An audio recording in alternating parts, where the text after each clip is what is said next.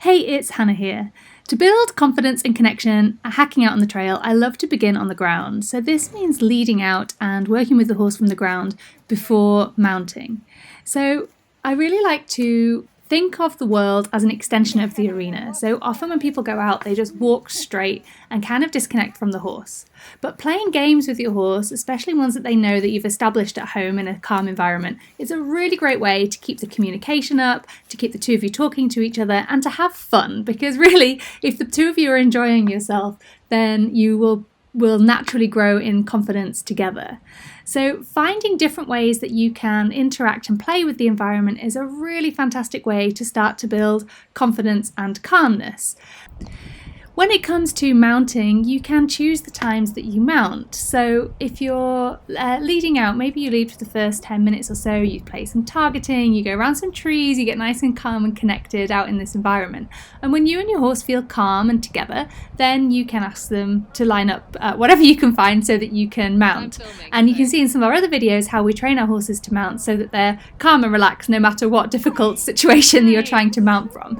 And that means, as you can see Rachel showing here with Heather, that you're connected from the moment that you get into the saddle, which means you're much more likely to stay calm and connected together in your ride. So the training process goes like this. Get calm and connected at home and then begin to expand your arena. So this might be just into the yard, just outside the gate, up and down the track. Really don't go far, but make it fun. So find lots of games to do, things to interact with the environment, encourage your horse to explore, and the two of you will start to have fun and stay connected in that environment. You can also put objects out. So here I'm doing a little mini training walk with India up and down the farm track, and I put some plastic bags in the hedge. Now she knows targeting, of course, but she's not experienced them here. So this can simulate some experiences, some situations that you might meet out hacking, and teaches her that exploring is going to be a great way to build her confidence and stay connected. Once you're really confident on the ground, then you can start to mount. And you can mount as and when you and your horse feel confident, and you can dismount whenever that connection starts to feel a little bit shaky. So at the beginning, maybe you only mount for a very short time and then you hop off and you carry on walking. As you progress, you can start to take the behaviours that you've done on the ground into the saddle, staying connected, confident and curious as you're riding. So I can feel that he's a little worried about the bin, so I'm really focusing on keeping my buttocks and legs relaxed, moving with him, soft rein, so that I'm not conveying any tension to him. Oh, just moving here, there's a car coming. Good. Nice. Stand. Knee touch. Very good boy. And then we'll just... Good. And then you get a reward. Nice. So because he knows to target spooky things, then he, and that's usually going to work out well, he's pretty confident about exploring things he's worried about. See how, whoop, India gets on with the bins? Not bothered. Marvellous. So you saw a car going past there too. Now this clip is from when Freckles and India were much younger, learning to stand quietly on the verge while things passed them, including traffic.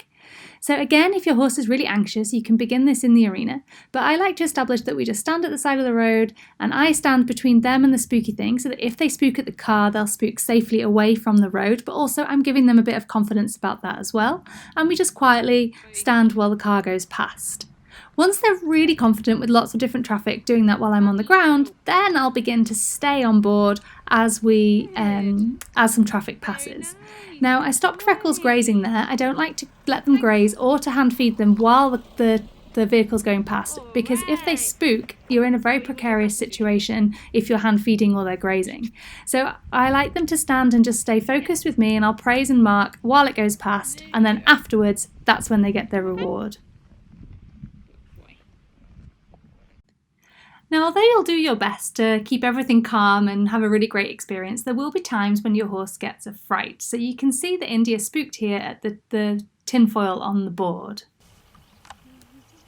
This rise and fall in emotions is perfect because it teaches your horse emotional control, i.e. how to calm down after a fright. Horses are flight animals and will always occasionally spook. The important thing is to teach them how to calm down after a spook, to stop the panic turning into a big spook or a bolt, or simply escalating their anxiety levels. To achieve this, horses must experience small spooks from which they can quickly recover, as India showed here. These next clips show a more recent spook with India, and you'll see how the training has progressed so that she's able to, when she gets a big spook, calm down and tune in, and you can see how fast that happens in this situation. And it's just been that progressive training right from those early days, as you saw with the mat and the tinfoil. Now, most of the time these days when India gets anxious, I'm able to stay on board and reconnect from the saddle because it's built from the ground. However, in this clip you'll see that we've dismounted. Now, when the horses got the fright here, because we were on a narrow bridge with it was quite a dangerous situation and very little space to move, then we both immediately dismounted. However, I'm a really big fan of dismounting if your horse gets anxious.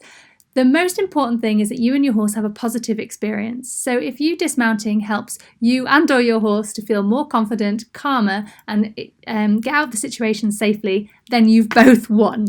So you can always remount when you feel reconnected. So this is India on high alert, who's just spooked because they're moving the sheep over there. Luckily they're not coming over the bridge, which is what we thought first. She's really worried. So it's going to help her a nice easy way is just to really hold out the treat and breathe out as you give it, and that often helps them just to chew. Good boy, Freckles. Also, you'll notice that she's spun around to look, and we've put ourselves and Freckles and me all in between her and the spooky thing. Good boy, Freckles, you can have a treat. And you can see that even just by getting her to take the treat, she's already coming down a little. Good. So go up to meet her, breathe out, and then... Oh, there's another car coming. We're going to have to go because there's a car coming. Go, honey. Good girl. And lots of breathing, softening, and she can get some rewards from Nina when she tunes in and relaxes as well and walking. Luckily she's got good guide in Freckles, and we're all calm too. As you can see, we can now calmly go, which is good because there's a car waiting for us over at that end. In these next clips you'll see a bit more about how to help your horse calm down and reconnect after a spook. So the first clips show Freckles when he was young and just learning to go out, working with my friend Helen, and you can see that he was spooking at the pheasants and what she did to help calm him down.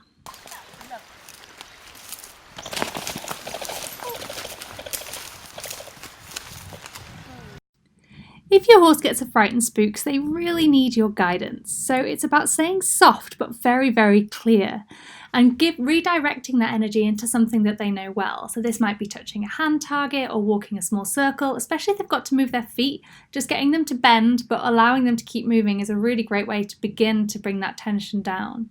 Here Helen's asking him to back up, which is something that he's just learned at the time and was one of his favourites, but you can use any exercise that your horse enjoys to help them calm down and come back to you. Freckles' response to the second pheasant was much calmer, which shows that Helen did the right thing after the first pheasant. She's teaching him that pheasants are nothing to worry about. And then there is a third, closer pheasant. Again, notice how calm yet decisive Helen is, immediately but softly cueing Freckles for a behaviour he knows well, which will help the situation, a halt. She then immediately asks for head down. India's beautiful head down at that pheasant. Again, see how lightly she asks for it, helping to keep everything calm and soft, and encouraging Freckles to tune back into her, which he does very nicely, and then they can progress safely. This next clip is much more recent and shows how calm he is with pheasants, and you can see that as we've progressed that I'm able to stay on board now and that he is calm and connected with me. Now, for those of you who don't know what the pheasants are like, they hide in the grass until you're nearly standing on top of them, and then they explode out of the grass, squawking and flapping, so they're very unpredictable and they take a bit of time to get used to, but you can see the effect of this progressive training in this clip. Good boy. Good.